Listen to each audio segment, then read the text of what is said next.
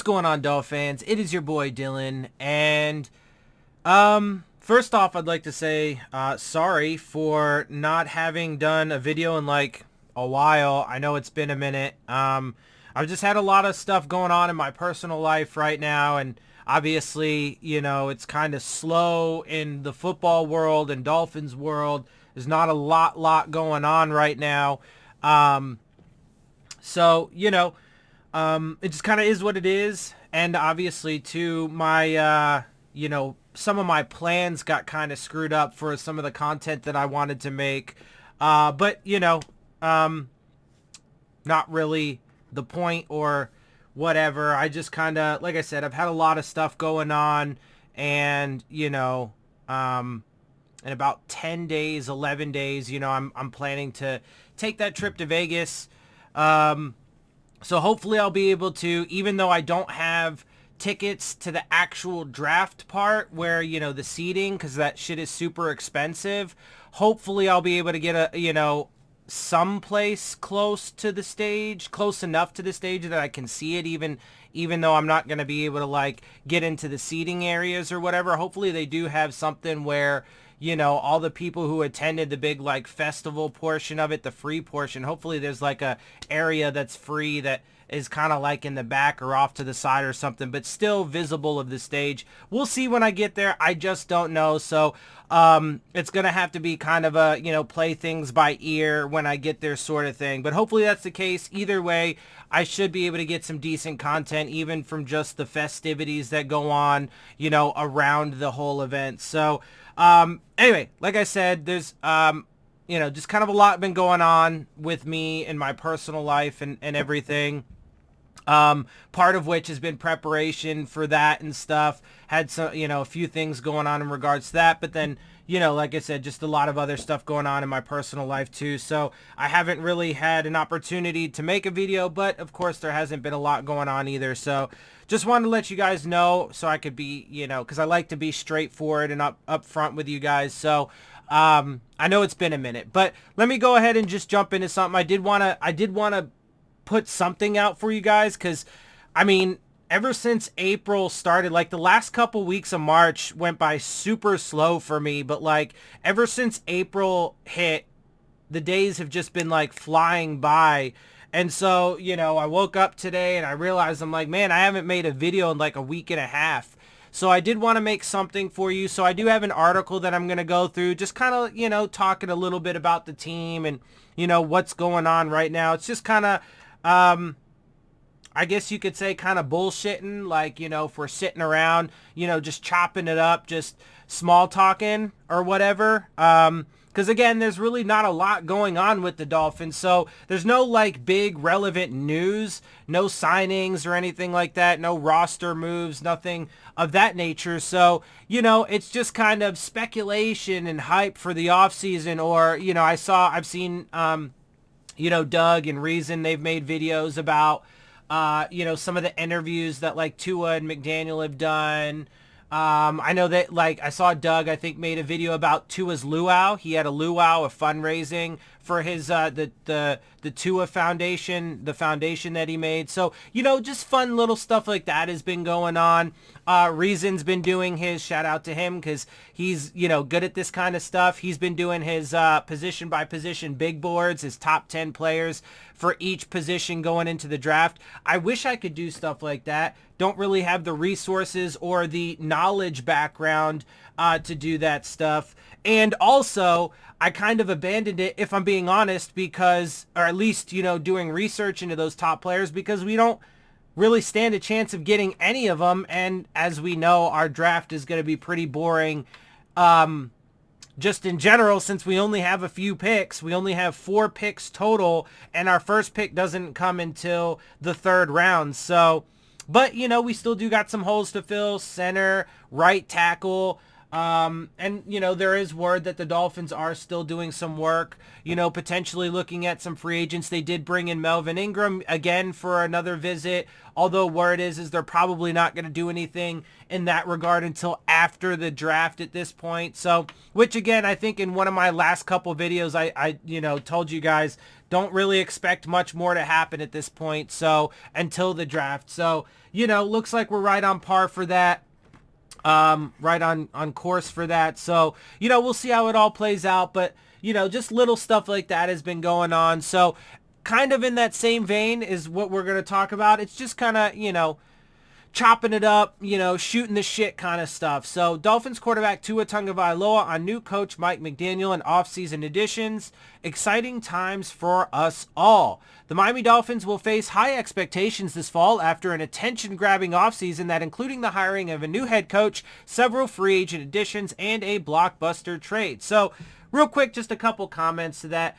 I mean, that's pretty on par for us as well, aside from maybe 2019 where we all just knew we were going to suck because everybody and their mother, brother, aunt, uncle, sister, cousin knew that we were tanking the 2019 season. But aside from that, the Dolphins fan base just, year in and year out, when we get to the offseason, hype just goes through the roof and, high expectations are always there. So, which I get that, I can maybe understand that a little bit more for older fans who got to see, the success of the Dolphins in years past. But for those of us for over the past 20 years, I don't really understand that.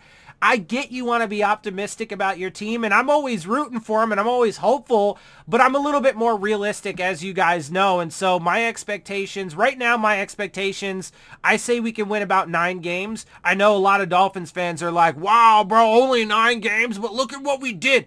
Going back to this, several free agent additions, attention-grabbing offseason, blockbuster trade. How many times do the Dolphins do that kind of shit? Now, I have said that with the coaching staff and Mike McDaniel being here, even though it is yet another regime change after 3 years. So, more of that same cycle bullshit. Even though that's the case, I do feel better about this coaching staff. I do feel better about the decisions that they've made and some of the base philosophies they have. So I do think that they have a chance, and I am cautiously optimistic about what will take place over the course of the next season and the next few years.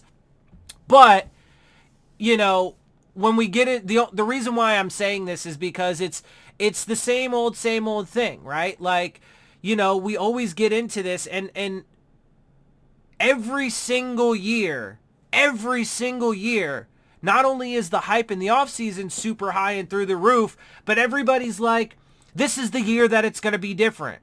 And it often involves a new shiny head coach or, a blockbuster trade or a big free agent signing or an attention-grabbing offseason. How often are the Dolphins winners of the offseason and then suck in the season, right? So that's why for me, now look, if y'all want to be super optimistic and be like, fuck all that, you just got to have faith and we're going to be amazing and we're going to go to the playoffs and we're going to make the Super Bowl and blah, blah, blah. By all means, you do you. I just like to have a little bit more balanced and realistic perspective on it. And so for me, I think we can hit the 9 wins. But I'm not so sure quite yet that we're going to be able to exceed that. I have to wait and see how a lot more things play out. Plus, I'm still a little bit worried about a couple of those spots on the offensive line. I would have liked, I still would like a lead running back. We still need a middle linebacker. So we're not in terrible position. That's another thing, too, is one of the things that does give me hope is we actually don't have a ton of holes right now. So, but we'll see how everything plays out. Anyway, let's continue on with this. I just wanted to mention a couple things right there. I know a lot of people will look at that and be like, oh, you're just being negative. But no, I'm just keeping it real with you guys. And I want to make sure that in my commentary, in my evaluations, my perspective, I give you guys the full picture and I don't ignore either side of it. I want to make sure to acknowledge the positive, but also the negative and make sure, again, we keep things in full context and full perspective. Dolphins quarterback Tua Tagovailoa is certain to feel the brunt of those lofty assumptions as the former number 3 overall pick enters a crucial 3rd season with an upgraded roster surrounding him. you guys know how I feel about the whole, quarterback. All you need is an elite quarterback, blah, blah, blah. I think that's stupid. I think it's foolish. I think it's a bullshit philosophy. And I think that it fails 9 times out of 10 because 1 time out of 10 is how often you get that fucking, franchise elite quarterback. It's even the odds of getting him, that guy is actually much greater than 1 out of 10. It's much greater than, or way worse than 1 out of 10. Those odds would be really quite favorable. It's harder to get that guy. So it's not easy to get that franchise dude, the elite player. I hate that philosophy, but unfortunately, and you guys know how I feel about Tua.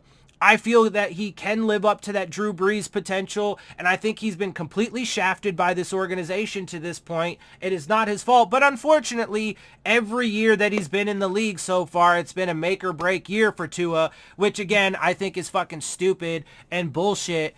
But it is what it is, man. It just comes along with the territory, and so unfortunately that's the case. And if we're being realistic, I do think that at this point in the game, if Tua does not, again, because I'm going to say this, but I want to make it clear that obviously, as you guys know, I believe it's a team sport and everything that goes on around him from the ownership all the way down, because all of it has an effect, as we've seen with the way that, Chris Greer and especially Stephen Ross just somehow always manage to keep the drama within the organization and keep it popping in that regard.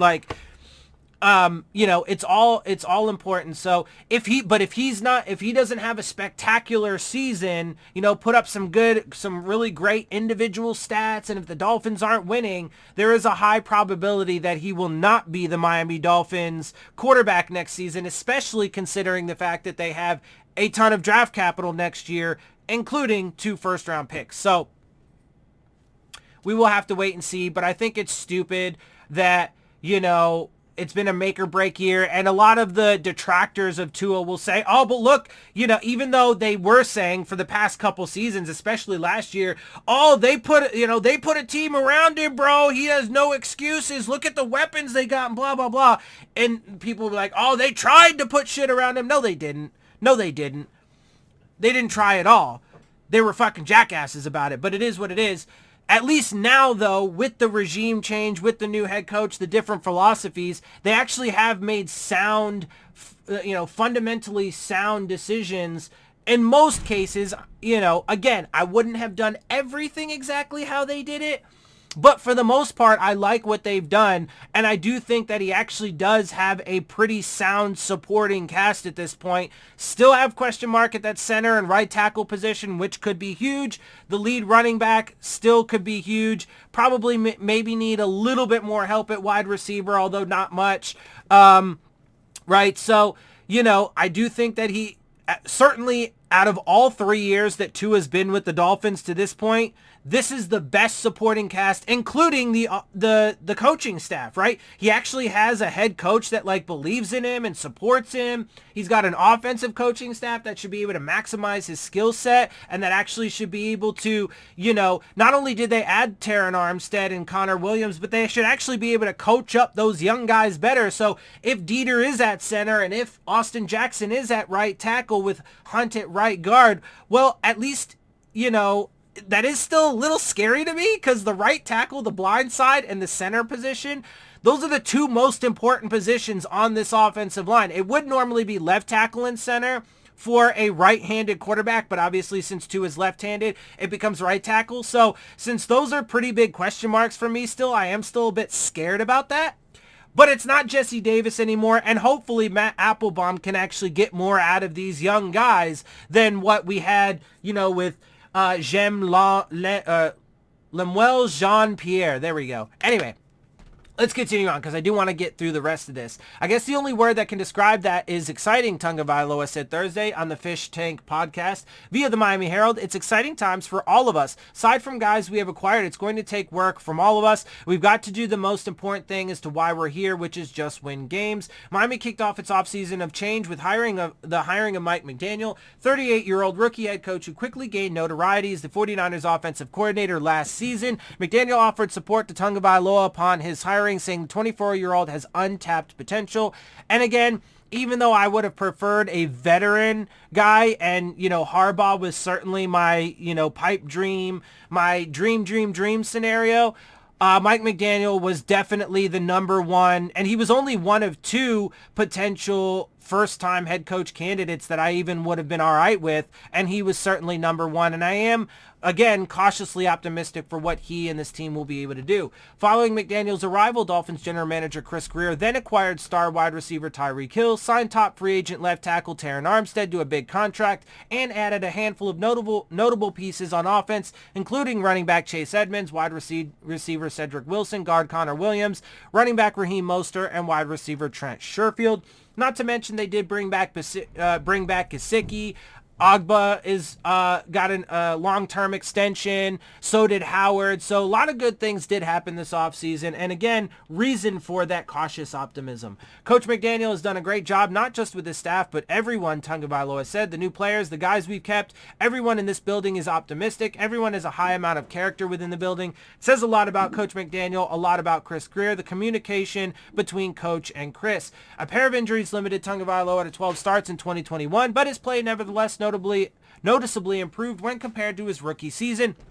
Also, he should have played more games than that if it wasn't for Brian Flores trying to keep him out because of his own personal goals and motivations and his own agenda. Tagovailoa set multiple career highs, completing 263 of 388 passes, 67.8% for 2,653 yards, 16 touchdowns, 10 interceptions, while adding 128 yards and 3 scores on the ground. Tagovailoa went to 2022 with his 6th different offensive coordinator, which is, not a good thing, but we'll see how it plays out in as many seasons, dating back to his playing days at Alabama. And, that can stunt the growth of a player, right? That constant change is not good. So, but we'll see how it plays out. I do think this coaching staff is miles better than what he's had so far in the NFL. New Dolphins quarterbacks coach and passing game coordinator Darrell Bevell, which was a phenomenal addition, recently said the new offense will tailor itself to Tagovailoa's strengths, which we love to see. Obviously, in addition to this next little bit, McDaniel's latest iteration of his offense will have ample opportunity to get creative with Hill, second-year wide receiver sensation Jalen Waddle, tight end Mike Gesicki, and Wilson at their disposal. We also know that they're going to run the ball a lot more and more consistently, and should have, at least theoretically and philosophically, should have more success and provide more of a balance, which will then allow Tua to be able to utilize his strengths. Also, he should be able to have more faith in that offensive line this year, even if center and right tackle are still a bit concerning. Grasping the new offense and ensuring its smooth procedures is work yet to be had in April, but Tagovailoa isn't shying away from the opportunity nor the expectations that come along with a high-powered offense. I think pressure is everywhere, especially in any professional industry. Tagovailoa said, you're either going to make use of this opportunity with the guys we have, or you're not. That's what it is. I'm looking forward to making use of this opportunity. So, there you have it. Bit of fun there for you. Like I said, not a lot going on right now in Dolphins world. Obviously, it's the quiet portion of the offseason, but we are barreling towards the draft, which, like I said, is technically 12 days away from now, although I'm leaving LA and heading to Vegas in 11 days. So obviously I'm going the night before just to make sure that I'm, there and settled in and everything before it all kicks off. But we are barreling towards the draft. And of course, for the Dolphins, it'll be pretty boring, but we do still have a couple, picks to get through, and hopefully we can have some meaningful additions to this team that will, picking in the third, one pick in the third, one pick in the fourth, and 2 picks in the 7th. There's not a lot of hope that these guys are going to be super impactful this year, But, you know, hopefully they can, you know, and I mean, it kind of sucks that this is Mike McDaniel's first draft, bro. Like, I just got to keep it real for you. Like, I'm not really excited about the draft anymore. Like, I feel like it's going to be super boring. But anyway, it is what it is. And like I said, we still do have 4 picks and we still do have, you know, something to do in this draft. So, but either way, once the draft comes and goes, there will be another little flurry of free agency, right? The second wave of free agency, and the Dolphins may bring in another, you know, couple players or whatever. So there will likely still be some, you know, things to talk about, you know, after the draft that's not draft related, right? You know, additional stuff. And then obviously that'll be the beginning of May, so we won't be too far off. There'll be a little bit of time, a few weeks. Let's see, June, July, when does, shit, I can't remember.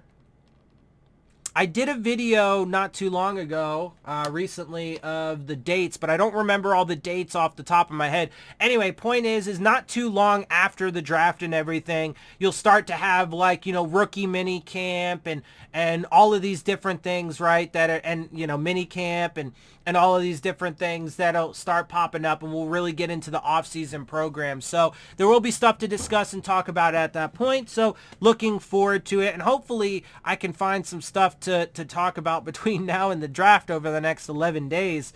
But we'll see. We'll see how it all plays out. Either way, if not, if there really isn't a lot, don't worry. I haven't gone anywhere. I'm still around, you know, just probably if there's not a lot to talk about in Dolphins world, I'll just be focusing on, you know, kind of my personal life. And I guess, if you will, take a little bit of break from this, you know, out of just kind of necessity or, you know, dictated by the circumstance. But we'll see how things play out. Hopefully there is at least a little bit more news and stuff to discuss between now and then. And if nothing else, maybe I'll just try and pop in with another couple videos like this. So just to be able to make some sort of content, even though my off season got a little screwed up because of how everything turned out. So anyway, with that, let me get out of here. Before I do, make sure you check out the Rave On Sports App, new fan-driven sports app for all of your sports, whether it be basketball, baseball, football, college, whatever you like. They got it, and they are looking to enhance your game day experience with live play-by-play coverage, live chats with other fans and content creators like myself, while also providing you in the arena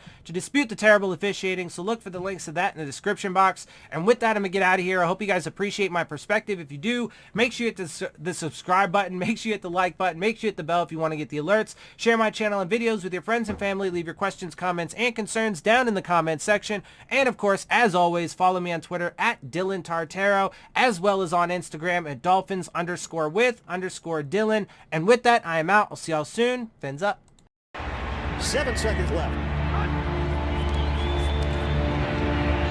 Tannehill will throw it. And this will end it after the shuttle.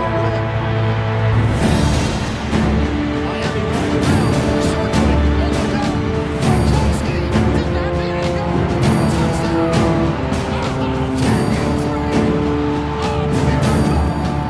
Miraculous in Miami. Stills to Parker to Drake. And they held off the field. Unimaginable what has taken place here in South Florida. The Dolphins have done it. They keep their season alive. 69 yards. Wow. Pure joy. Miami wins it.